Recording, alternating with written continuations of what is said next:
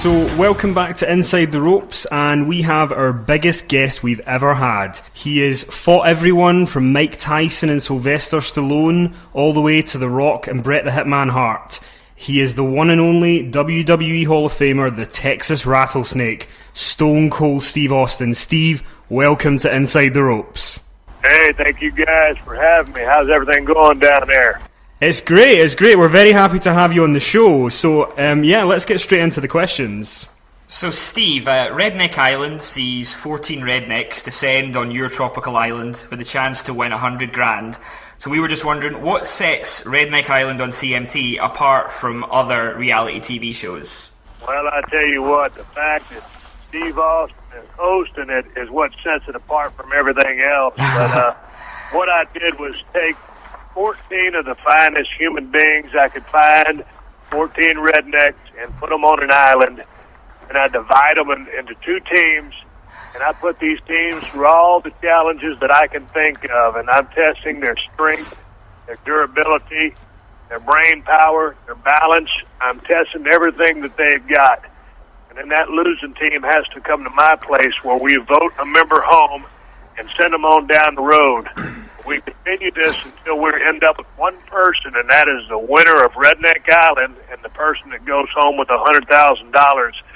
And the competition is real, the situations are real, and it's real damn funny because some of the things that we have these people doing are just fun to watch.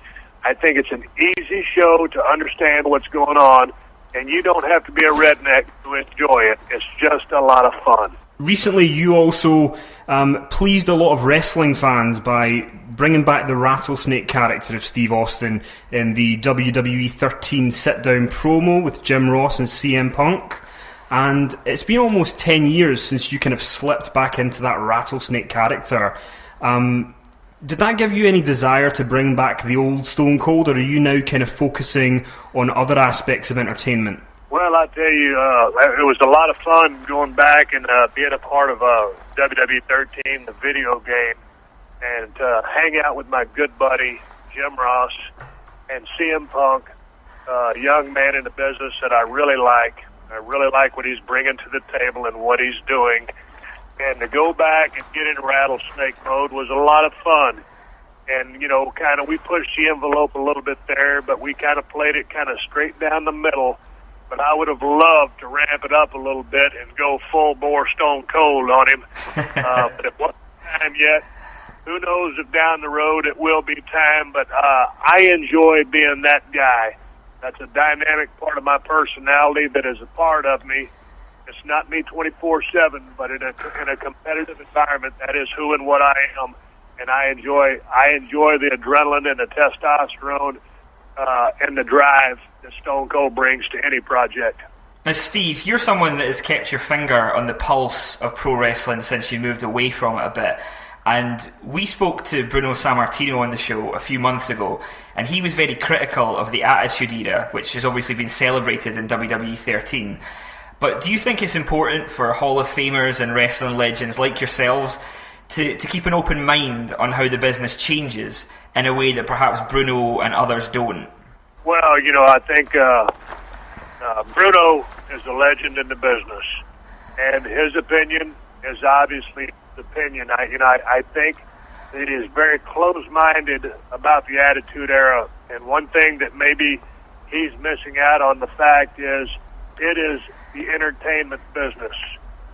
Speaking from a Stone Cold Steve Austin standpoint, I recognize that, and I went out and entertained, and I pushed the envelope.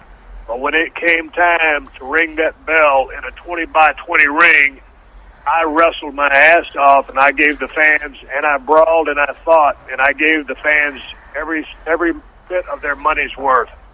And, you know, Bruno's opinion is what it is, but when you look at the business from when it started to where it is now, there's been many changes.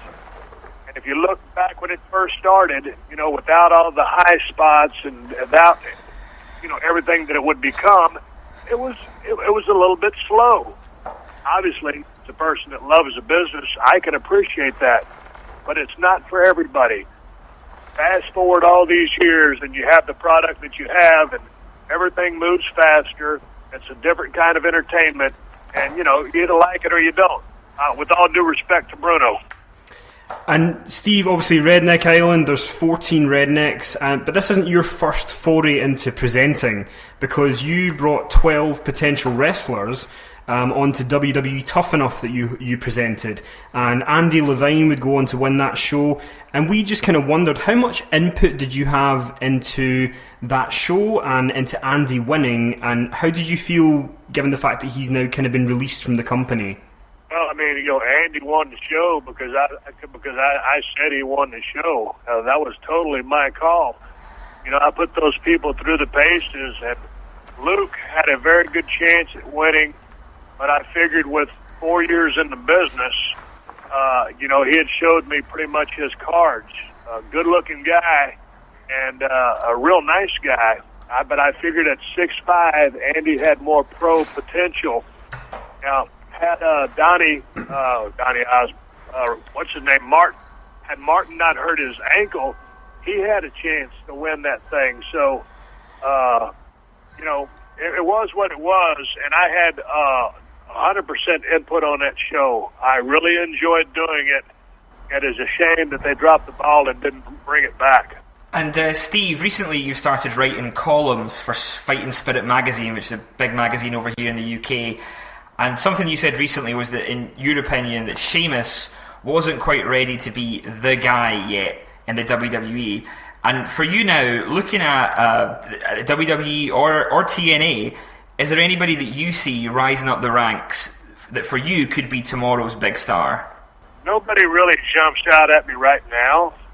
And, again, when I'm giving my opinion on this business, the thing that most that you have to understand about professional wrestling, that is that for the most part it's purely subjective.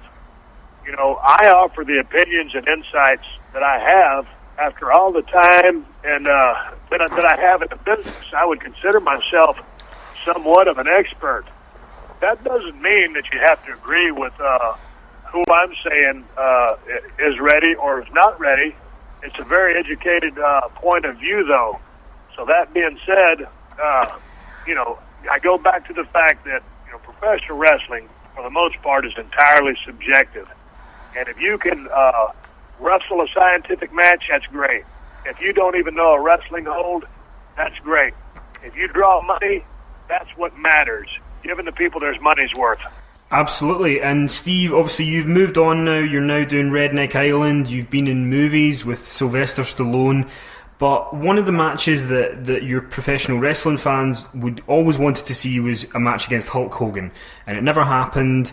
And I just wondered, for you now, as someone who's moved on from professional wrestling in the ring, is there anyone that you look at in wrestling and you kind of think, I don't want to let that person pass me by? Is there a person that you think would be someone that you would want to try and have a match with before it's all said and done?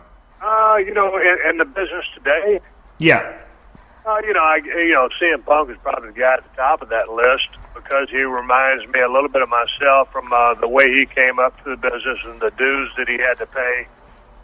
His promo ability, his in-ring product is a lot different than the one I presented. But that would be an interesting chess match, were to ever get into the ring. And we had one question from one of our listeners that we wanted to just pose to you. One of our listeners, Kez Evans, he's a massive fan of yours. He's even got a tattoo on his knee of you, Steve. And he wants to know, you've obviously moved on now, Redneck Island, but looking back in your professional wrestling career, what is your favourite memory in the ring? My favourite memory in the ring? And it's hard to pick just a favorite moment in the ring because I had so many of them. And, I remember laying in the middle of the ring after the WrestleMania 13 match with Bret Hart when we executed a double turn, where I went as a heel, he went as the babyface. When the match was over, I was a babyface and he was a heel. So laying in the ring after that match would have been a moment.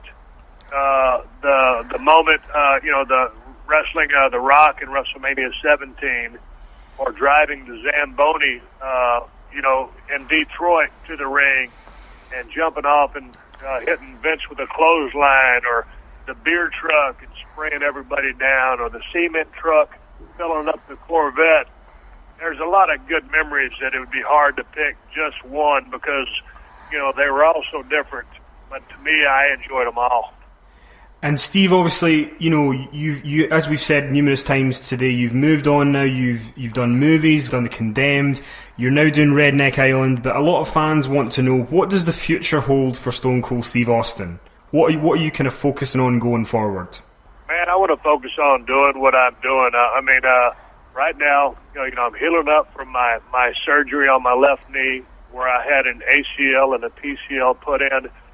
I'm probably about 4 to 5 months from being full speed on that thing. I'll go back to doing action movies. I hope the Redneck Island is around for a long time. And I've got some other stuff I'm working on. I'm not ready to talk about yet, but, you know, something will come up out of the blue that will just come to my life. There will be a time to address that and pursue it. I never have been a person to make long-term plans. I wake up and I decide what I'm going to do at that time.